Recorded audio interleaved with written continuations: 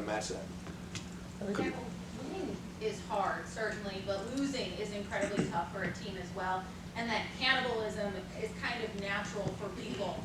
You certainly see it in your fan base. But when you're talking about these players, it's part of your job to coach them through that. Yeah. How does the conversation change that?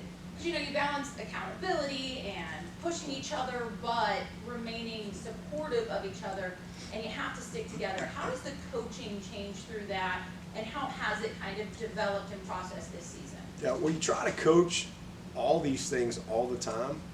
It's just sometimes they listen more, you know, when you have some adversity. And honestly, we really haven't had much adversity around here in a long 13 years. I mean, it's been a long time since, you know, losing a national championship is not adversity. We've won 7 out of the 8 ACC titles. You know, nobody feels sorry for the Tigers. You know, we've been to 6 playoffs, 6 Final Fours. You know, we got a couple national championships the past 7 years. You know, and even though you have some disappointment, it's maybe a little failure along the way, we really haven't had much adversity, like true adversity. So, you know, it's kind of sometimes it's healthy to have a little pruning season, if you will. You know, cut the crepe myrtles back a little bit.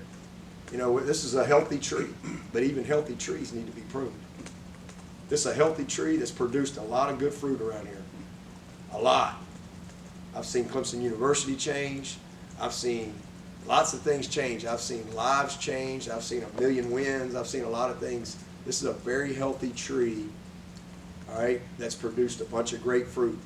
But even healthy trees need to be pruned so that you can bloom back even better and produce more fruit. And that's what we'll do, you know, and that's kind of where we are. I mean, because, you know, sometimes things happen that you can't explain. Sometimes you get the break, sometimes you don't. I can tell you this, we really have not had true adversity since 2010. We really haven't. Like real football adversity. Like for real. All right? You know, people are learning, hopefully will relearn how hard it is to win. You know, because again, as I said last night, I think when you win so much, you can lose appreciation for how hard it is to win. And it's the same thing, because all that stuff will creep in. You know, you're always talking about inside out, you know, creep in. And so even though you're always coaching and teaching and trying to instill things, it's just kind of an irony of life, right? Like sometimes you grow the most when you're pruned, when you suffer, right? That's why God tells us we should be thankful for our sufferings. Like who wants to be thankful for their sufferings, right? But you grow stronger from the struggle. That's how you get stronger. I mean, I remember back in 2010 very clearly. I remember it very well. The difference in 2010 and 2000 now is we hadn't done anything in 2010. We had 6 wins. We hadn't done anything. And we were not near as equipped then as we are now. And I know what we've done here now, and I know what we're going to do. And what this season will do, it's going to produce some amazing fruit. Just get ready and watch what God does. You know, I'm 53 years old, man. I've had a lot of challenges and adversities and setbacks. And again, as I said last night to my new friend, you know, I've been a part of failure many times, but I ain't ever failed at anything that I've set out to do in my life, ever, ever. And you know, we're in the midst of an amazing journey in college football history. And I'm not going to let one season, when I know exactly what the issues are, and a bunch of great kids and great coaches, I'm not going to let one season damper that. And I'm going to fight for this program. All right, and you know, and hopefully we can get back to some appreciation around here. It's freaking hard to win. All you got to do is look around the country. And what's happened here is historic. And so we're having a bad year. That's my responsibility. Ain't nobody happy about it. It's my responsibility. That's on me, 100%. And I ain't asking nobody to be happy, you know, but let's don't eat our own. And that's what we've done. Even what's happened around here is, even when we've won, everybody's miserable. And that's sad. It's really sad. And so I'm thankful for the struggle. I'm thankful for the opportunity to teach in a way that I haven't had a chance to teach in a long time. So sit back and just enjoy the journey. That's what I tell you. So with that measured perspective, I think there are many people wondering what triggered last night a great deal of emotion. Well, I mean, I had some idiot go Old Testament on me, and he got an Old Testament response. Coach, Nate Wiggins had his worst game against Hartman up at Wake last year, and he's come along. Don't print that one. I was going to say, can you add to that? Can you add to what you just said? What else is there to add? What else is there to add? I'm going to fight for this program. Is it? Can I get some clarity? That's why I know coaches take calls. That's why right there, because people hijack the phone call. They get it, you know. That's why they want to hear themselves talk. That's why most coaches around the country don't take calls. That reason right there. They go to their. You know, that's probably what we'll start doing next year. They go to the thing and they go, okay, Kathleen from Clemson. She wants to know, you know, what's your favorite ice cream? When you get a call like that on the show, Oh, when you Lord. get a call like that, and then you're also getting criticism from national writers across the country, Yeah. broadcasters, about what's going on with Clemson. You know, does that embolden you to stick to your guns the way you've always done things? Because they're criticizing your coaching staff, you need to make changes. I've been Criticizing criticized the- since the day I got this job. Yeah, but I mean, now, like you said, this is uncharted territory for the last 10 years. Are you more emboldened to stick the way 13 you? years. 2010. Are you more emboldened to stick with the way you've always done things? I'm going to always do what I think is best for the player, number one. I'm going to do what's best for the long term of our program, and then I also do what's best in the moment. But that's what I've always done. Ain't nothing going to change. I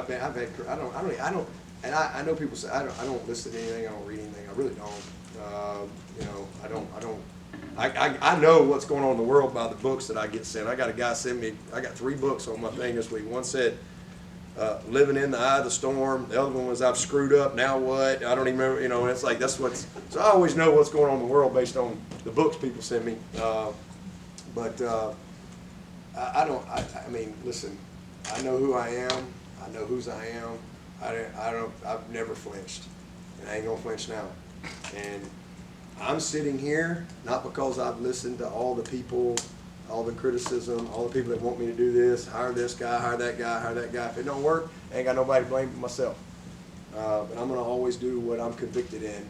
And some people say I'm stubborn, and I say I'm convicted in my beliefs. And there ain't enough people that are convicted in their beliefs, in my opinion. But you know, that's another topic for another day. When you talk about appreciation or expectation exceeding appreciation, are you referring to the 1.5% that you referred to 2 weeks ago, or are you referring to the general Clemson, average Clemson fan? No, I'm talking about the loud minority. I mean, most of our fans are amazing. They really are. They really are. But it's the loud minority that really have no clue how hard it is. And again, we've won so much. And then listen, that can creep into your players too, right? I mean, because you know it's that rat poison of how good you are and what you're supposed to do and this and that, and then all of a sudden it doesn't go the way you want. It can creep in both ways. So you're always trying to fight against that. Just like now, it's all tearing. You know, all the neck. You got to block that stuff. That's part of it. You've got to be able to do that, and this is a great opportunity to teach. But listen, I've said many times. I've had people ask me many times, hey, what's so special? And I've always said the difference in Clemson and a lot of places is that some places it is all expectation, and here there is an appreciation. There really is. And you know, I've got great appreciation for our fans, and because they're amazing. I mean, it's amazing what we have here at Clemson. But you know, a lot of the people that do all the complaining, they're just part of the problem. I mean, they really are. I mean, why would, I mean, geez, I mean, why, if you're a recruit sitting out there, why would you, these people just, they rip your coaches, everybody's terrible. I'm saying, it doesn't matter what you've done, like it doesn't matter. But everybody can have a bad moment. I mean, name a coach, name a program in basketball, football, whatever, who hasn't had a challenging time. Is there one? Is Coach K, would he be considered one of the best basketball coaches? Did he have a few bad years along the way, maybe? Maybe didn't make the tournament. I don't know. About Roy Williams. He have any bad years? How about Nick Saban? Has he had any bad years? I mean, he's 72 now. He's probably had a few bad years at Michigan State, LSU, Toledo maybe, I don't know. He hadn't had many at Alabama. And I just think sometimes, again, and that's what I've always tried to fight against. I've always tried to fight against that, man. Just, man, don't let the expectation become greater than the purpose of what you do. Because when you do, when that happens, you lose your joy in what you do. That doesn't mean you have to be happy, all right? I mean, but I've always said the fun is in the winning. And it's gotten to a point, that's why this is a good reset. It's a good pruning for everybody, right? Because it's gotten to a point here that even when you win, people are miserable. So now the fun's not in the win, the relief is in the winning. It shouldn't be a relief to win, it ought to be fun to win. And so, I know where Clemson was 15 years ago. I know right where it was. And what's happened in this program is historic. And what will continue to happen if we can get out of our own way, and I'm talking about us here,